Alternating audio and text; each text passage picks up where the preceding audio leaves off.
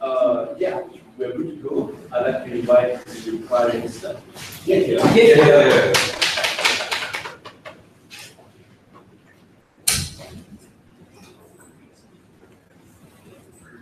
Sir Chair, in a world where the country of Saudi Arabia is predominantly very conservatively Muslim, we as affirmative side see that Saudi Arabia should not have been appointed to the UN Committee of Women's Rights just yet. Okay, before I move on to any of my arguments, let me first, give you the main setup and context of the debate, right? Okay, so what exactly is the UN Committee of Women's Rights, right? Obviously, it's a committee part of the United Nations that aims to create and establish gender equality around the world and to protect women, obviously of different nationalities all around the world, right? And so what is Saudi Arabia generally in this debate, right? Saudi Arabia is a country, it's very conservative Muslims, right? That religiously follow things like the Sharia law. And conservative meaning like they have very specific roles that they have for men and women that actually don't really conform to what the Committee of Women's Rights actually believes in, right? Yeah, so the standard for this debate, really, when are you supposed to appoint something? When are you supposed to appoint a country into a committee, right? Obviously, when this country has already fulfilled all the prerequisites of a committee, so that there isn't that much trouble in the committee when they're discussing things, and so that there is a healthy amount of discourse. And also, so my arguments, right? Okay, so first argument.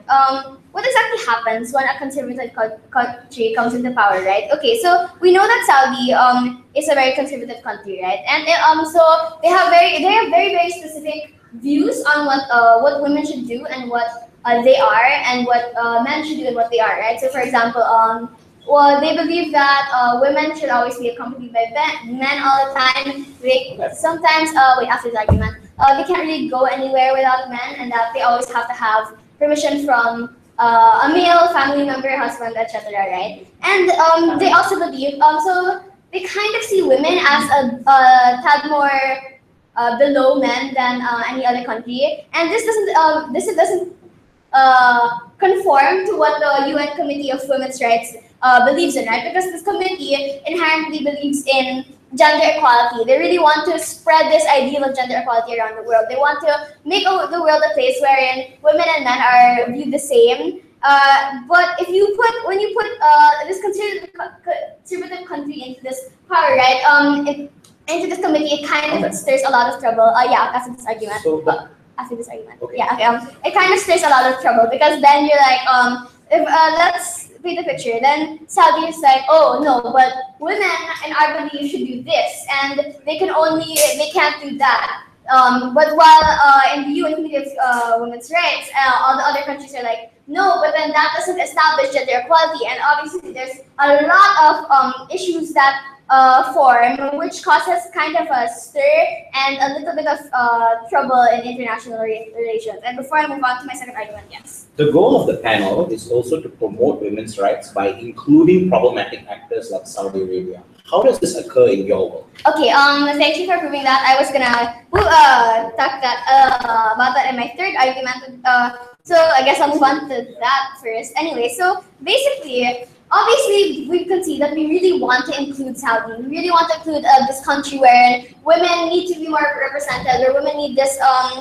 We need more representation and protection in this country, right? And sometimes it's going to be hard because, like I said, when you put this conservative country when other countries who are more open to these ideas of liberal places, it'll cause a lot of trouble. So we, in our side, to enter this committee, you must first establish, or you must first fulfill the prerequisite of at least having some protection over women's rights. You must at least have a bit of, you must at least have an interest in actually protecting these women and actually giving this this ideal of equality, right? Because if they really wanted to be part of this committee, they would actually try at least to find a compromise so that they can fulfill at least this prerequisite of having an interest in women's rights. And And if they don't fulfill this, we can't really have them in the UN because that's just gonna clash a lot and that's gonna cause a lot more trouble, which I think will be discussed further by my DPM, right? Okay.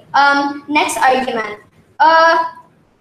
Why Saudi Arabia right now isn't exactly the best place? Why the Committee for Women's Rights isn't exactly the best place for Saudi Arabia right now? Okay, so let's give some specific examples of what the background of Saudi Arabia, right? Okay, in March 2017, a journalist was prosecuted because they didn't really agree with the morals of the Quran, right? So Saudi Arabia was like, oh, because in Sharia law, basically, if you disagree with like the beliefs in the Quran, that's punishable by death. So this journalist was prosecuted for this, and I think is now imprisoned. And in April 2017, several women are now in prison for attempting to escape from their families who dictate everything they do. They wanted to have this freedom, they wanted to have this right to choice, right? But because they're from Saudi, they really didn't have that choice and were then prosecuted and imprisoned because they didn't believe, because they wanted to be free from this, right? So imagine Saudi, who doesn't exactly have the best track record of empowering women, of having this equality between both men and women, having that, including that into a very liberal, a very open community that really welcomes equality, that really wants to push for a world where women don't need to be afraid of being prosecuted anymore. Women are then paid the same, treated the same, just as men are. It wouldn't sit well with everybody in the committee, right? On that point, yeah, sure. around 47 country states in the UN CSW voted in Saudi Arabia into the Commission. With its liberal values and objectives, why won't moderation work on that country? So I think we can all attest to the fact that conservative countries really truly believe in their beliefs, right? So it's not that easy to even, despite a lot of the countries believing that, hey, our morals can influence them and we can like really coerce them into a compromise between Saudi and the countries. That isn't exactly a very probable situation because for years and years, basically the entirety of their existence, they believed and they religiously followed the Sharia law. They believed that women are in this place where they had to be, where they had to ask permission from men all the time. Men were the dominant ones in the family. It's not as easy to force upon them these ideals that, hey, women should be equal. You should be able to go out. You should be able to go shopping without the permission of men, right? That is why we see that until they fulfill the prerequisite of actually having or doing something to fulfill protection for women, they shouldn't be able to be in the Committee of Women's Rights, or else it would cause a lot of trouble and it would cause a lot of unhealthy discourse among all the countries, right? Okay, so what have I exactly told you in this debate? Number one, I have told you the background of Saudi Arabia and how this doesn't really sit well or conform to the ideals of the UN Committee of Women's Rights. Number two, I have told you what happens when a conservative country like Saudi Arabia, who believes in like the Sharia law that doesn't exactly empower women, comes into power. And number three, I have told you what Saudi can do before they actually enter into the UN Committee of Women's Rights. Yeah, and for all those reasons, I am very, very proud to propose. Thank you. Thank you, President. We'd like to invite the executive to the case of question.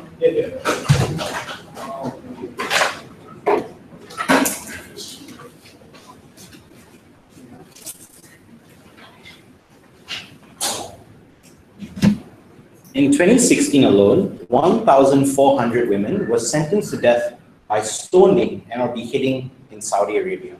The victims in this debate is not Saudi Arabia. The victims in this debate are the women that we push away from the UN. The women that the UN should promise to protect, and the only way that we can protect these women is to include them in this panel, to have some form of ability to persuade Saudi Arabia to change some of its ways.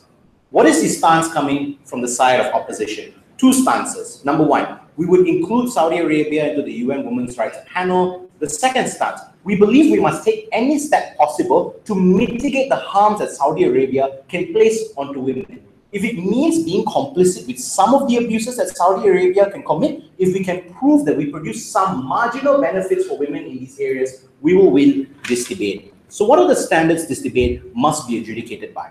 The first, in which world is Saudi Arabia more likely to adapt some reforms? The second, This is to say that if we can prove that in our world, Saudi Arabia adopts small steps of reforms like allowing women to drive or maybe not stoning women, we will take this debate. So here are two reasons as to why our world will be better. Number one, Saudi Arabia is now in the panel and has incentives to moderate themselves to retain their position within the panel in order to not be kicked out of the panel. Secondly, we have some form of agency and some form of jurisdiction over Saudi Arabia. Now that they are in the panel, they have to follow the agenda that the panel proposes. They have to meet certain quotas that the panel proposes. These quotas will have direct benefits to women, and we think we will defend them.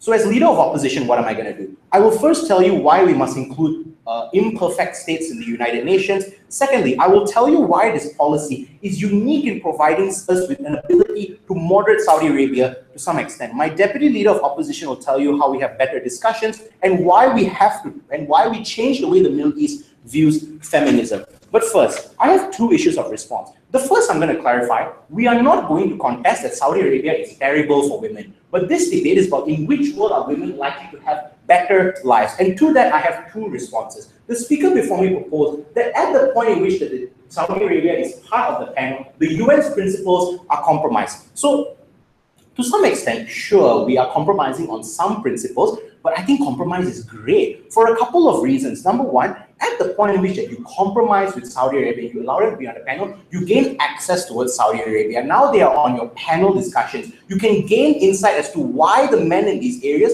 feel the way they do. You can know what their arguments are. You can know how to debunk them. You can have countries like Sweden and Denmark consistently shame them. The second thing is that the entire point of the panel is to promote women's rights.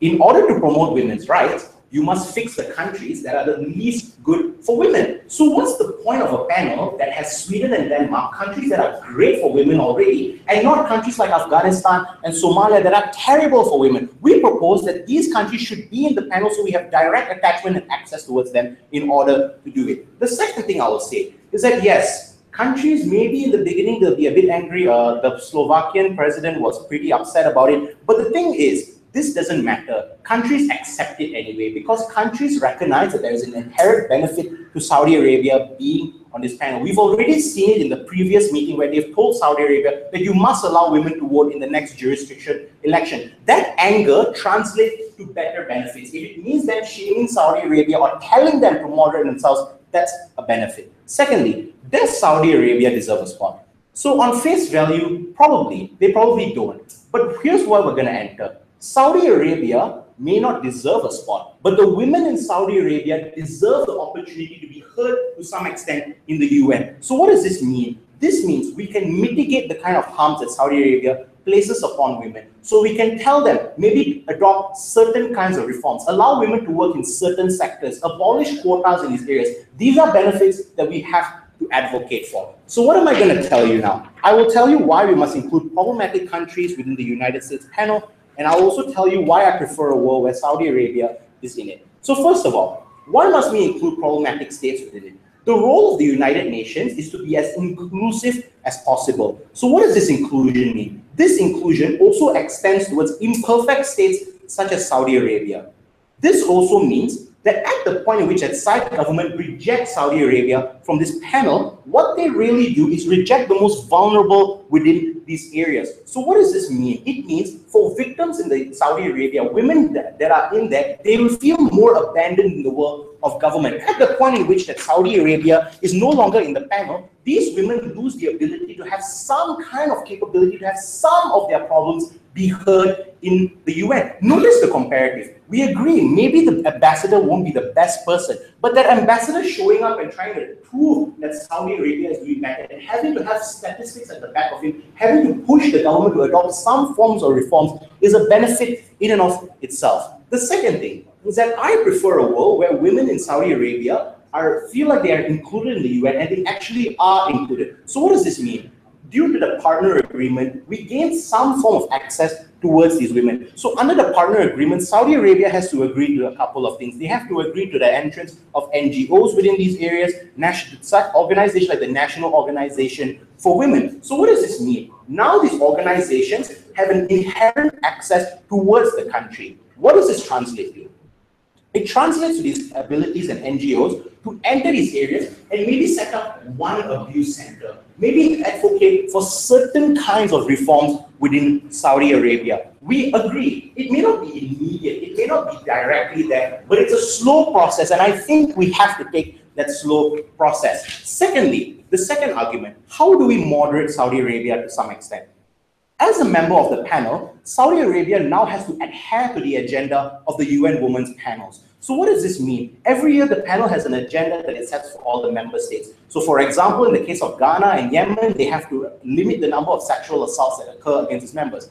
This panel is also very aware of the circumstances within the country. So they are aware that Saudi Arabia is a pretty conservative state, not that great for women. That's why they're reasonable with the standard they set. So by 2020, they have to have 30% of their women in the first force, in the workforce. Secondly, when Saudi Arabia is in the panel, we can apply soft pressure to them, and we can guarantee that they have some forms of incentives to reform. Because at the point in which that they do not reform, they are kicked off the panel. We've seen this happen with Russia when they were on the UN Human Rights Panel and they pulled up the atrocities that happened in Ukraine. They were kicked off instantly and they were humiliated. Saudi Arabia doesn't want to endure that same fate. It is likelier in our world that they would adopt some forms of reform. So where have we seen this? We think we see a parallel case even in Iran. In 2010, they were elected to the same panel and things have become better. Hassan Rouhani has come up actively advocating for women's rights. He's the president of Iran, by the way. The government has lifted gender-based quotas in universities.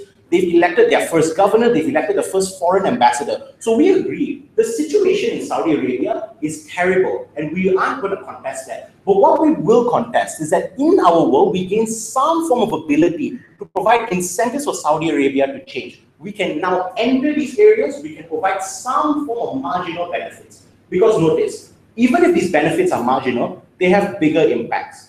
Their world is a world where they have no form of agency to reach these women, they have no agencies to help these women, and their side doesn't help women. So in conclusion, we are complicit with Saudi Arabia, we agree, but we can moderate them and we can help the women on the ground. Thank you, Leader Orange. We'd like to invite Deputy Prime Minister to continue to engage beside government. Here.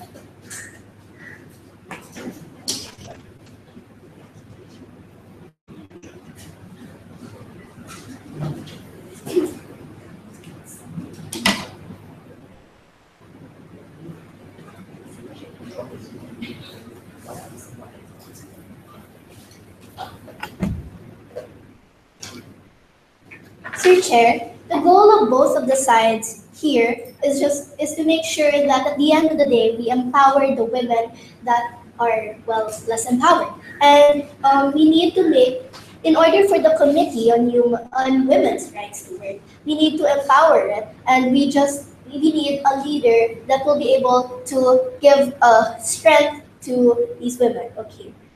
First, let me move on to a few rebuttals. So opposition told us that we need to include all of these imperfect states because the UN as much as possible wants inclusion. But they said, but we tell you that we cannot, and that they will be able to create some sort of power if we include them for the women in Saudi Arabia. Okay, I'll be by the end of a while. Okay. So they say that they will help those who they will be able to help all of those countries that have degraded women. We tell you that still on government side we can do that because once we have a leader that will actually help give strength to the women's rights, we will be able to have this strength in a stronger in a stronger committee, and that will be able to use this power to actually to promote more of this following women's rights. So we tell you that still they deserve not. They said that okay. So they said about that they will be able to they will be able to have this sort of moderation for the Saudi Arabia in order because they'll be so for them to adapt to the women's rights on what they propose. But we tell you that we need to still respect still need to respect their religious beliefs, and that we just want to make sure that we don't disrespect all of their beliefs, and that we want to have a leader that will be okay with what is being On that point. hold on. Okay. Okay. So they said that the government that the women will be able to have this like this sort a little bit of a passage in order for them to be able to like promote women's rights in Saudi Arabia. But we tell you that the government still has this leadership, and that the government still sticks to its religious beliefs. On that So point. we still need to continue and still respect their religious belief. Okay. In order to respect their religious beliefs, are you okay with Saudi Arabia never moderating? Never moderating. Okay. I'll be answering that in my arguments. So first argument, I will be talking about how this affects the United Nations community. Okay. First, on how it will affect the international community. So we need to help all of those international communities, and that who would need this support, and that who support the women's rights, and that we need to make sure that everyone is okay with what is actually happening, such as, let's say that if we put Saudi Arabia in that as a leader, we have to make sure that we don't have to like change the religious beliefs, and that we want to appoint a leader that will be, as I said, that will be fine, and that will be able to support all of the decisions or all of the proposals, so that they'll be able to, because most of these proposals are very, very important to the international Committee on Women's Rights. We need to be able to help the international communities and to push their beliefs further, and that we'll be able to not make decisions that may not be able to help to the women's rights committee, and that we shouldn't make these contradicting decisions that will be contradicted. On that point. No, thank you. Contradicting decisions that will contradict both sides, let's say, which is Saudi Arabia and the international community.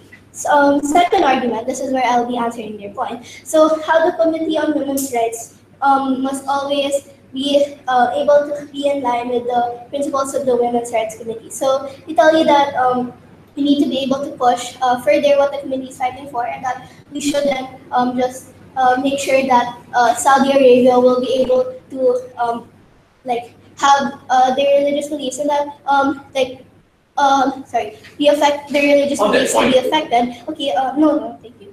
And then we of course we cannot fight the religious beliefs because it's what they believe in, which the government is always protecting to fight for, and that we tell you that still will be able to help the community, the women who are struggling in Saudi Arabia, because we'll be able to give them, we'll be able to have this strength once we appoint a leader that will have, that will push further the committee. No, thank you. And then, and that we need these women's rights to, in order for, we need to continue to support the decisions, the proposals of the women's rights, so that we'll be able to give them, continue to give them empowerment, and also the strength that they need. Okay,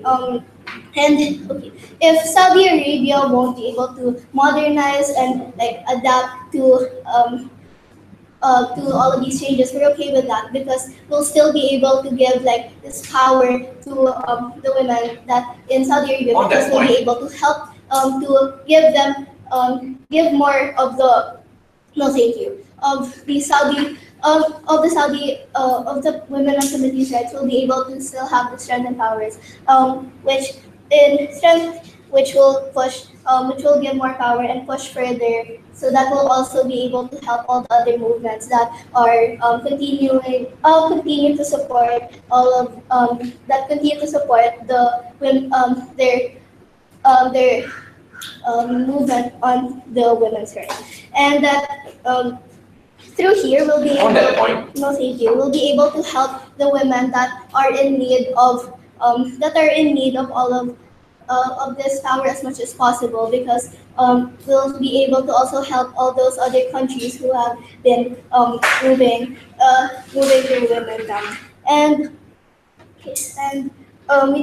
from what we tell you, that government wins this debate because first we will be able to push further the feminism, the Committee on Women's Rights, and that will be able to give them more power if we appoint a leader that is able to that is able to support most the proposals that have been proposed, which is important for them to be able to continue to push further their beliefs, and that will also be able to respect Saudi Arabia, because Saudi Arabia is an important actor in this debate, because we have to make sure that we don't degrade their beliefs, and that we won't be able to push their beliefs, and that force them to change, to not respect their beliefs. And for all these reasons, we're proud to. Thank you. Yeah. Yeah, right. Thank you, Prime Minister. Our group has left the room, so we should.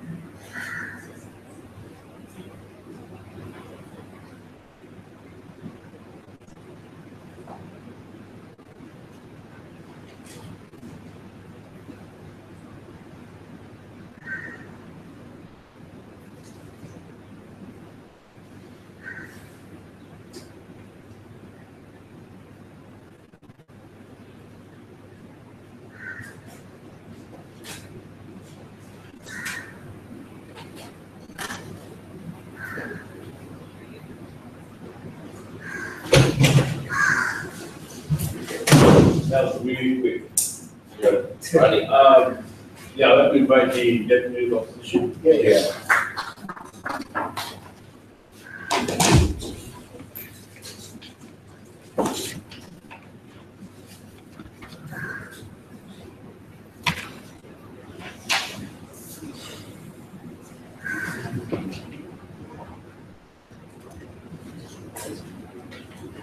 The most morally reprehensible thing we can do is to destroy any ability we have to change the ways of the most wicked in this world. What will I do in my speech? 1. I will tell you where the UNCSW functions better, which will directly respond to a lot of things beside of proposition claims. Secondly, I'll argue to you how we change the way in which people in the Middle East view women's rights and why this is especially important. Firstly, where does the UNCSW do better? The first thing I would say is that the biggest problem with that side is that they told you why Saudi Arabia is inherently bad, but they never necessarily proved why we needed to remove them as a result of this badness and why it was especially important to do these things. So the first question I'll ask, is this in line with UN principles? 1, I think the largest UN principle is to want to change things and do the largest amount of good. So insofar as we're able to moderate the largest amount of individuals or change Saudi structures to some degree, we are in line with the general principle of the UN. I think the principle is more compromised if you reject the opportunity for change because of the things that have happened before and because of fear. Secondly, even if the UN principles are broken, I think the principle of protecting defenseless women in Saudi Arabia should supersede any precedent that the UN has set. Because these individuals are more vulnerable than the UN will ever be. These individuals have no voice for themselves whatsoever. We give them some degree of that voice. And I think that principle should supersede all else. Lastly, if we don't act, notice that we are complicit in the harms that happen to women in Saudi Arabia. That is to say, the UN is no longer just complicit because of inaction. They are directly responsible for structures that disallow women from accessing certain privileges, and they were the root causes of Saudi Arabia not being able to moderate. So they were complicit, and I think this is far worse. Second question I'll answer: will individuals get angry? One, I don't understand why people will get angry if they themselves voted Saudi Arabia in and they approve these things. Secondly, I think there's more anger when women are hurt and are rejected opportunities on the basis of the country that they live in. I think countries and people in these countries are more likely to be angry on this basis than otherwise. When we reject that opportunity for change, when we have no ability to do these things. Thirdly, I think the UN is seen as privileged and Western in the world of proposition because they're seen as a very insular community that only wants to discuss really liberal ideas, when the sad truth is that most discussions about women's rights should gravitate around where they are most harmed and the majority of the world, and I think that's a benefit that is exclusive to our side of the house. Fourthly, even if people get angry, proposition never proves any outcome to that anger, but rather I will posit to you that that anger means we have better discussions in the UN if people feel more strongly about these kind of things. That means Saudi Arabia will be forced to defend these stances. We will definitely learn more about it. I think that's better. Thirdly, where do we have more protection? Because PM argued to you that we have more protection in their world. One, I think we give protection more when we have some capacity to moderate Saudi Arabia, at the very least. Secondly, they told us that we are more able to have liberal values if we have only liberal people in the council, and we are better able to promote our agenda. One, Saudi Arabia cannot veto our proposals. Therefore, they are more likely to get outnumbered if they are as radical as you suggest. If they support stoning, I don't see why people in the UNCSW would support that stoning. But even if it's true, we don't have the most outlandish liberal policies, I think that's fine. Because if it means we tackle the grassroots problem and the more pernicious problem with regards to women, I think we break out that discussion being very insular and we penetrate the places that we need to penetrate the most. But secondly, I think we have more moderation and more protection in our world. Why? Because we can enter these states. We can get past the red tape that Saudi Arabia has set up for so long. We can send people in. We can start women support groups. Even if we can't do anything on the ground, maybe we can provide more access to jobs. Maybe we can gather more data or information on the ground. And I think that's important in proving why Saudi Arabia should change and why they should reform. Secondly, we have more capacity to scrutinize them. So the Deputy Prime Minister told you that oftentimes they won't abide by these laws. And I think that's good, because this means we can place more pressure on them when they are supposed to be accountable to the UNCSW and they are breaking international law. We can hold more scrutiny on them. We can hold them more accountable for the horrible things they do to women. But even if we can't hold them accountable, I think them changing 15% instead of 30% is still a good that is exclusive to the world of opposition. In your world, they don't change at all. And I think comparatively, we get at least some larger amount of benefit. But even if we can't pressure too much, because that means they'll leave the UN, and we'll concede to that oftentimes we can't pressure as much as we want to because we need to navigate diplomatic ties well. At the very least, we can gather data. We can refute misconceptions that Saudi Arabians have about women when their representative comes to the UN. We can refute those misconceptions. We can show them data of women doing well in the workforce and proving that there's some economic good to allowing women and giving them more rights. And I think that's a comparative we are willing to take on the side of all. But my two arguments in this debate, how we have better discussions and how we change the way people in the Middle East view women's rights. I will start with better discussions because notice that this directly deals with proposition's concern about us not helping, doing much for Saudi Arabia. I think there are two problems in the world when we discuss this today. One, that we often assume certain Middle Eastern or rather certain Saudi Arabian positions. We assume them to be bigoted, yeah, they are bigoted, but we don't understand the nuances of that bigotry and how it manifests itself in Saudi Arabian society. We modernize it to be, they don't allow you to drive. They stone people. But I think it's more than that, right? Secondly, we oftentimes don't know how to deal with this Middle Eastern position. We have never heard of them. We live in Western society where our media is dominated by liberal people that don't understand the nuances of these ideas. I'm not defending it, but I think we need to understand it. What happens now? Saudi Arabia has to express their views in council. If they want to convince people to have bigoted policies, they have to express their views. They have to vote against or vote for certain things. We are more able to understand the psyche of Saudi Arabia. Even if we can't moderate them straight away, we understand why they do some of the things they do. What does this mean? This means we have more capacity to work around their concerns. So maybe it comes from a societal perception, but maybe it comes from the fact people genuinely believe that it's bad for the economy for women to work. And if we can prove to them that it might be good, if we can work around or directly tackle those perceptions, I think that's when we get better change. But before 7, I would love to take you on. No, thanks. Secondly, how do we change so we can work around their concerns and therefore have better and more impactful policies? Secondly, how do we change the way people in the Middle East view women's rights?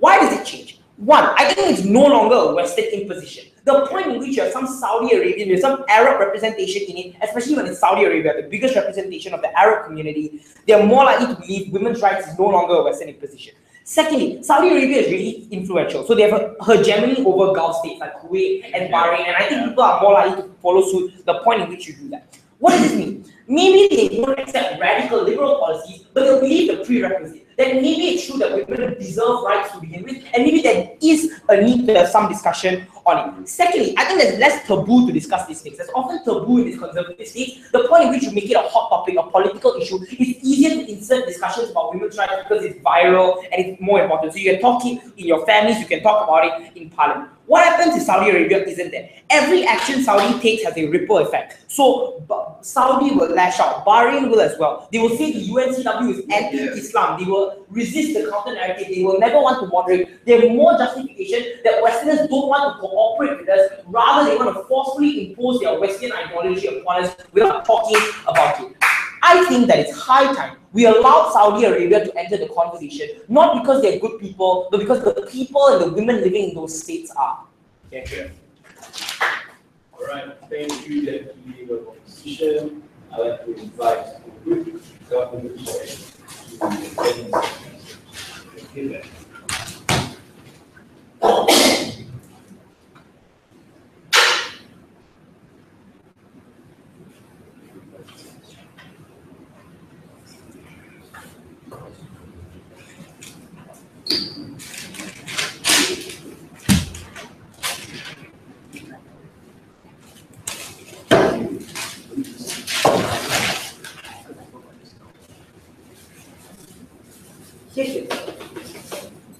Sir Chair, no matter what the cost, it is not acceptable to accept a country into a committee when that country is against some important values that that committee holds as valuable, right? And this isn't just taking the risk of accepting a country that may violate some women's rights or may not conform to the ideology of women's rights or Western or of liberal ideologies, but of a country that also slightly violates human rights with and refuses to change their beliefs in order to satisfy that, right? So first, let me start with resolving a deadlock, right? So government and opposition have been fighting this entire debate. And we see that on government side, the main topic of this debate, although it is important to discuss the situation of women in Saudi Arabia, the main topic of this debate is not how the women are affected. The main topic is not about how the women are being stoned, how we need to help these women. And although, yes, that is an important issue in this debate, the main essence of this debate is to talk about how Saudi would potentially affect the committee and its processes. Because we're not regretting women being stoned in Saudi Arabia, we're regretting Saudi being appointed to the committee of women's rights, right? And although, yes, it's important, we can see that, yes, it's important, no one's gonna contest that. We need to talk more about how Saudi Arabia is going to have effects on the committee and the potential disruption that it might cause, right? No, later.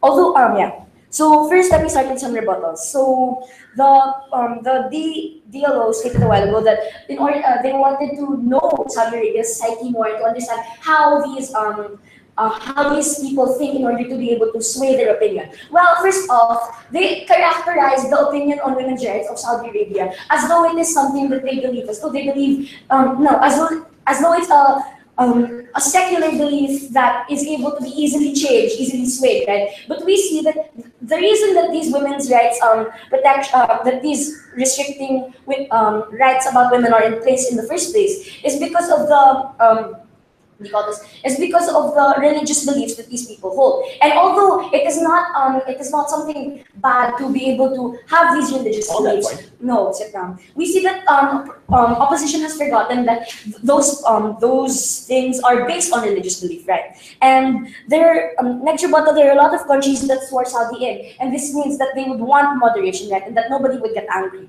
Okay, they have good intentions and believe that they could change their opinions. However, again, religious law is not as easily changed and not as easily changed as other forms of law that are based on opinions that are secular. After my rebuttals, please. Okay. Next, they said that it would be better on their side for them to have marginal effects, right, on women's situation in Saudi Arabia, even if they can't have full effect, as long as that happens on a long-term scale, right? Well, we see that wouldn't it be better to immediately affect fully these rights? And since it's hard to change religious beliefs, and pushing them hard could lead to conflict of interest between the Saudi and the UN, right? And it's reprehensible apparently to remove any ability to change the way of Saudi. Again, after my rebuttals, okay? So we aren't removing any form of communication between Saudi Arabia and us. We're not removing the ability to discuss. We're not removing the ability to shame them. But you told us that we, as government side, are completely denying the ability to have discourse when we are not, in fact. And last rebuttal, you said that it's good to scrutinize them, but we believe that no, it is not good to scrutinize them that much because, okay, you're questioning their beliefs, you're consistently shaming them, and then you keep pressuring them to change their beliefs, to change it. And you say that you have soft pressure, but in truth, you have far more amounts of pressure than we do on government side. And that could create major international conflict between the Gulf states and the states that are under the influence of Saudi Arabia versus the rest of the UN. And that harm isn't mutually exclusive on our side, but it could happen on both our sides. No, sit down, please. Okay, so moving on to still issue. So, which side better protects women's rights? Due to Saudi Arabia being being very restrictive about the actions of women and oppressive towards these women in a way, they will most likely impede any progress to women's rights on an international level. Okay, so the opposition has been telling us this entire debate that it is healthy to have discussion between the countries to be able to change their beliefs, right? To sway their beliefs, to sway their opinion, to be able to have them have some reforms, right? And we see, okay, it's good for you to have some reforms, that's conceded, but first of all, it's much better for the women in Saudi Arabia to be able to have these rights fully and not taking so long of a process, because we all know how ineffective some of these processes can be. Yes. In our worst case scenario, Saudi and the Gulf states and the West will constantly argue. But isn't that better than isolation, because we have some oversight over them? At the very least, we take away the taboo of talking about women's rights, and people have more access to these conversations. Okay, so what you just said it relates to my second issue, which is about how the Committee on Women's Rights will still be an efficient committee, right? So at your worst case, okay, on your worst case, on what you believe to be your worst case, you say that Saudi Arabia and the UN and all of the other states will be constantly arguing about that kind of the rights, right? But we see that that is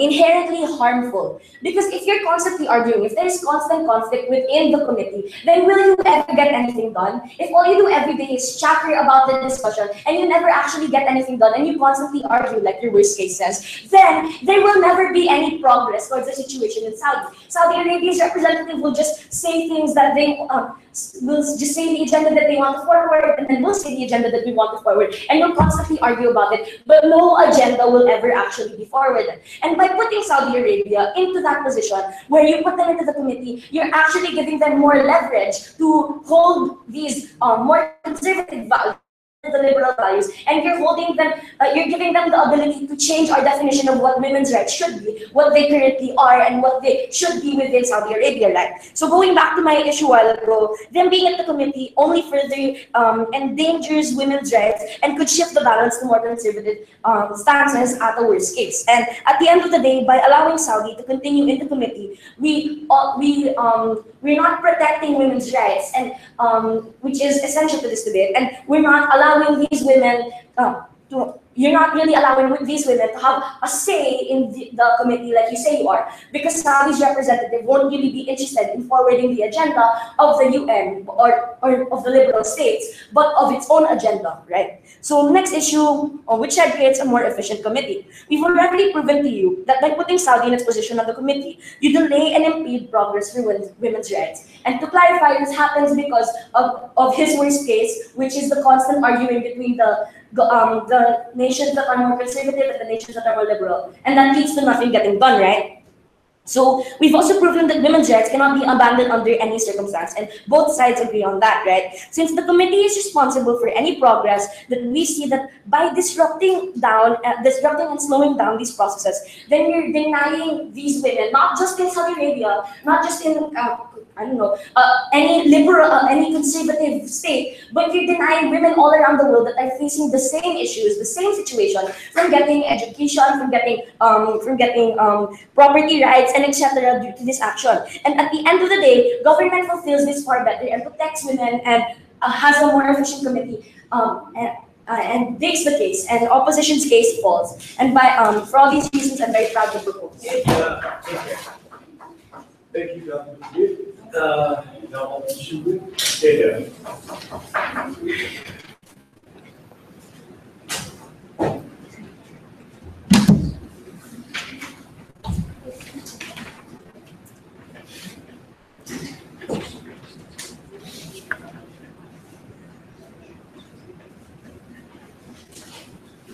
In the presence of a structure of evil, sometimes the best decision is not to stay silent under the acts of oppression, but fighting it. If it means being friends with Saudi, we would do it. If it means compromising with Saudi, we would at least have some sort of progress. I have two issues in my speech today. Firstly, which side will make the council stronger in moderating Saudi? And second, why will this help women more? I think firstly, a clarification needs to be in place that when the government came out and said that this debate is not about women, I think that is quite absurd to say that, especially since his last issues were talking about progressing other women's rights. It's also part about talking about women, so I think there's a bit of an inconsistency in his speech. All right, my first issue. Which side will make the council stronger in moderating Saudi? Because they told us that we are principally contradicting the objectives of the UNCSW, that we will anger other nations in terms of our international diplomatic ties. I think firstly that lacked a lot of analysis in why that would suddenly lead to individuals being angry over international diplomatic ties. Because in the first place, the nomination of Saudi into the election board was agreed by 47 states and only 7 had stayed. More often than not, it's already agreed that there is some sort of leverage we can gain upon Saudi in trying to moderate liberal values. But I don't think that that anger towards international relations would do much harm towards Saudi or do much harm towards the council. Why do I say that? So even if international ties become quite bad and other countries become angry at the decision of the council, why do I believe that this is still important? For two reasons. The first reason I would say this, that we will concede to a certain extent that some countries on international relations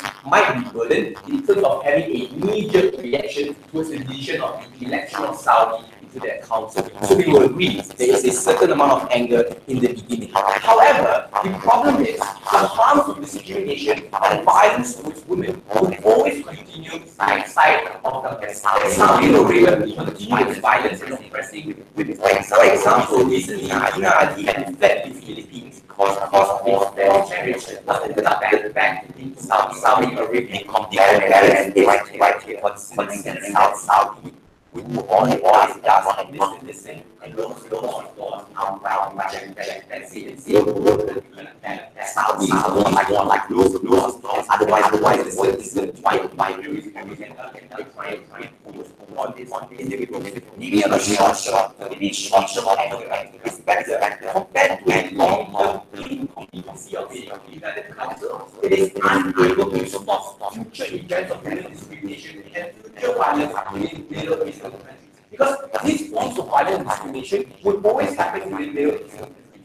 The longer the council allows that form of discrimination to happen, the longer the council becomes irrelevant when it comes to dealing with issues. So in terms of how much I want to progress or the strength of the council, simple steps of progress is much better compared to long-term incompetency of the council from dealing with more discrimination of women within Middle Eastern countries. That's why I think the comparative is that we are more effective in dealing as such. Second, why do I think that moderation to these women or moderation to Saudi, in fact, is much better on our side? Two reasons why that we are more able to moderate Saudi. The first reason is when you are in a commission or when you are discussing those discussing declarations for women's rights, more often than not, these are commissions or these are summits that are more often than not documented and televised by TV. That means for every word you say as Saudi and every discrimination or oppression you make against women, you are more likely to defend your stance and rather admit that what you're doing or try to prove that your stance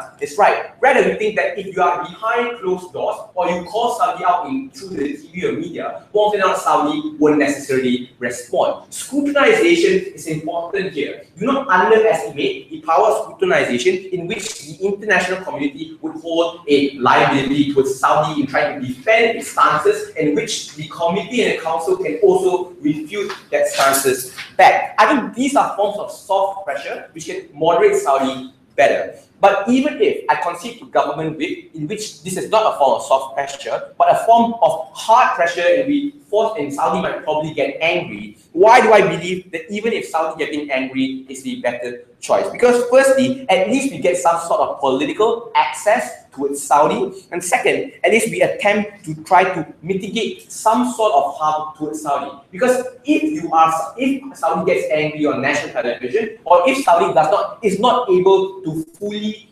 defend its stances of discrimination against women, he is more likely to be able to be shamed, and there are more reasons for the movement or the council to take attacks against and calling out Saudi Arabia. Because otherwise, Saudi won't necessarily appear on television or talk about defending its stances on the media. I think the conclusion is we don't think that it is easy, but allowing Saudi's patriarchal regime to get stronger is harmful. Why do I think it's harmful in this sense? Because intergenerational harm or intergenerational culture, which is discrimination against women, gets stronger over time. For example, the China culture of eating dogs is usually coupled with fake narratives that eating dogs this is not animal abuse. I think the same reason happens in Saudi. They have always create fake narratives to prove what they're doing right. In that culture, it's intergenerational. The longer it lasts, the longer it becomes more powerful. The last thing I'll talk about in this issue is why, if we don't take a step now,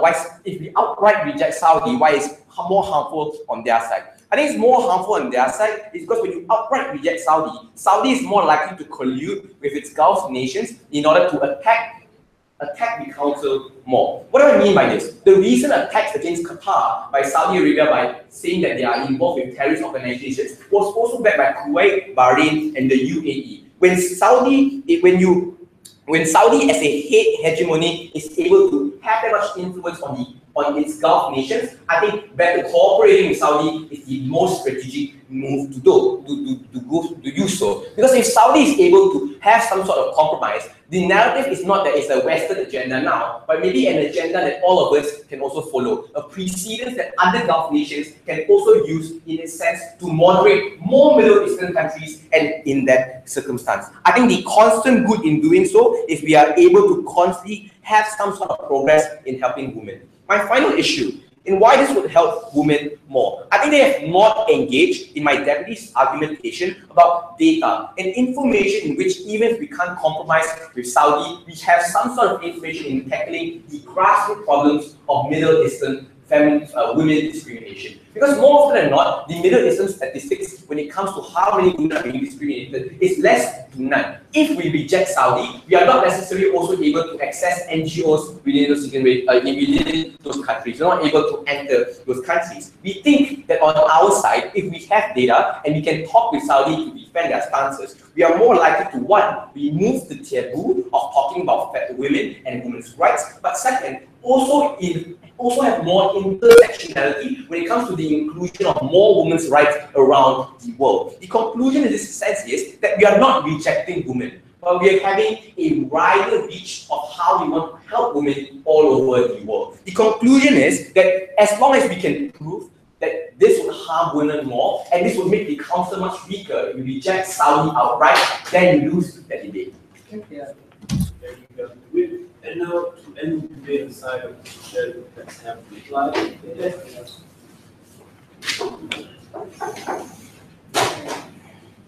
The job of the United Nations is not to be perfect. The job of the United Nations is to be effective. And the most effective course of action is to include Saudi Arabia into the panel. So there are two issues this reply speech will be structured as. First, I'm going to tell you in which world women's rights further themselves in Saudi Arabia, where the people have a more positive view of it. Secondly, in which world is the United Nations better? So the first issue, in which world is women's rights better? So here's what we told you.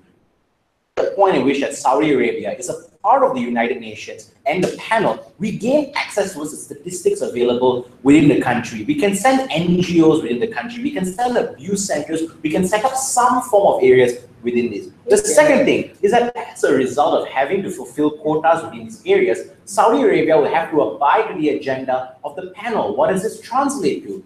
It translates to applications such as maybe in 2020, you have 30% of your women in force. Maybe by 2020, you don't force all your women to wear burqas. These are gradual steps that we admit are not perfect, but these are steps that are being taken that would be absent in the world of government. So their response to all of this was simple.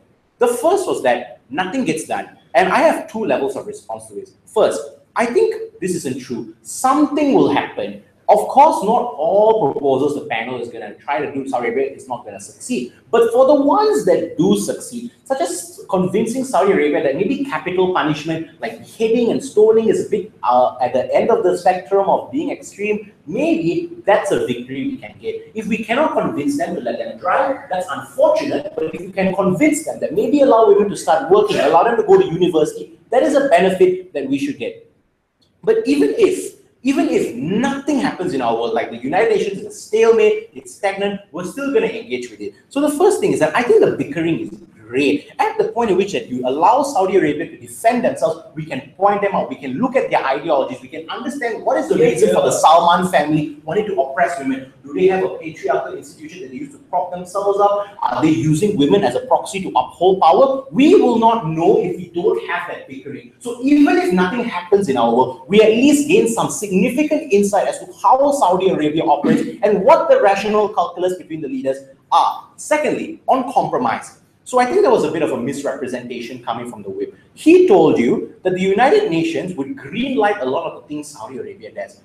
No. What we're saying is that the United Nations will say stoning and beheading are objectively really bad things, but if you cannot change it by 2020, here's a list of things you must do. Have better welfare for women. Have better rape laws for women. So we see this happening even with Russia. They told Russia to stop firebombing Ukraine. They didn't. That's why they were kicked off the panel. And even at the point before they were kicked off the panel, they pulled back some of the paramilitary soldiers they had within that area. Secondly, the compromise in our world will look as recognizing that you are different.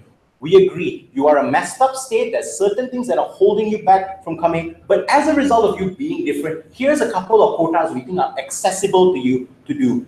That accessibility is a benefit in and of itself. Second, in which world is the UN better? Their contention is that the UN contradicts its principles by having Saudi Arabia on. So we told you that some principles take precedent to others. If the principle of upholding the UN and making them look better, it should not take supersede to how we protect women. The principle we defend is at least expanding our reach to aid the most amount of women. So we have some NGOs entering some amount of abuse centers. That's a principle that the United Nations must prioritize. The last thing, our world is a more intersectional world. Our world is a world where we understand and know the ideologies of Saudi Arabia, but it's also a world where feminism and women's rights is not seen as a Western imposition. At the point in which Saudi Arabia is part of the panel, it no longer seems Western. It has rippling effects in Bahrain, Qatar, and UAE as a result of hegemony. We understand. The proposal we have is imperfect, but it's effective, and that effectiveness takes precedence to perfection. Yes, like you guys before, let's have the opposition. Okay,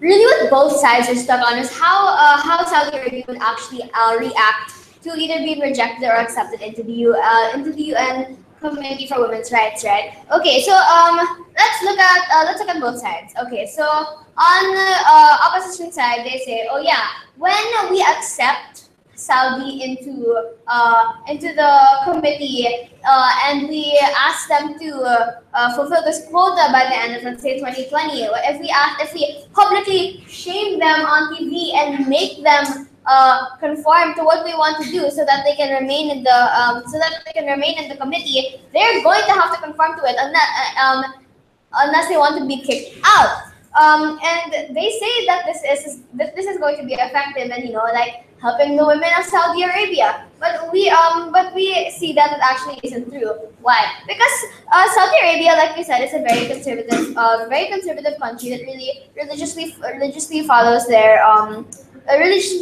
Islam, right, and Sharia law. And part of Sharia law, part of their belief is that anyone who disagrees with the Quran or who disagrees with their belief is punishable by death. So think of it like this: you're publicly shaming them on TV that, oh yeah, by the way, you didn't fulfill your quota. You have to do this if you want to stay in the UN. Imagine how they're going to react. It's not very probable that they're going to be like, oh yeah, we should change so that we can stay on this committee. Instead, they're probably going to be like, they're probably going to get upset. They're probably going to get mad and isolate themselves from the UN, from the committee, therefore only continuing the harm and not really mitigating any harms that you have on your side, only continuing them. While on our side, we ask them to fulfill a prerequisite before they can join the committee, right? This prerequisite is that they should actually do something to show that they actually care for protecting women before they're able to join the committee, right? Why is this more effective than what government wants? It's more effective because we are not asking them, we're not publicly shaming them, we're not publicly shaming them for their beliefs. We're not asking them to change anything. We're just saying that they should at least show some interest and actual dedication to protecting women, right? This is the prerequisite to enter the committee. It's not like they're saying, oh, you can't enter the committee, you're completely banned from this, because obviously we want to include them, we want to help the women in Saudi Arabia. But the only way to effectively do this is if we get them on their own to actually do something, to actually think of something that will help them, that will help the women, so that they're able to join the committee, right? Yes, because if we give this prerequisite, they're going to be forced to think of something. They're going to be forced to reevaluate what exactly is wrong with what we're doing, right? They're going to be forced to think of to reflect on really what their beliefs are and why they have to do something about it and what they can do to alleviate any harm they previously did on women, right? And once they reflect on this, they'll probably they'll fulfill the prerequisite. Therefore, allowing them to enter into the committee. Therefore, with a more open mind, since they've obviously been forced to think of a reason why they are inherently harmful to women, which allows them to be more open to ideas of the different countries in the committee, which inherently lets them be more open to the liberal ideas, since they were able to reflect by themselves on what they've been doing wrong, right? Unlike on opposition side where they just need to fulfill a quota, and if they don't, they'll be shamed and they'll probably just be isolated, because again they very much believe in their beliefs, and it's not that easy to just ask them to fulfill a quota by the end of the year, right? So all in all, we see that government side takes this debate because we have provided them a much more effective way for Saudi Arabia to help women, and we have proven why the appointment right now isn't exactly the best time. Thank you. The proper shake hands, leave the room. I will call you back inside when you are done. Thank you.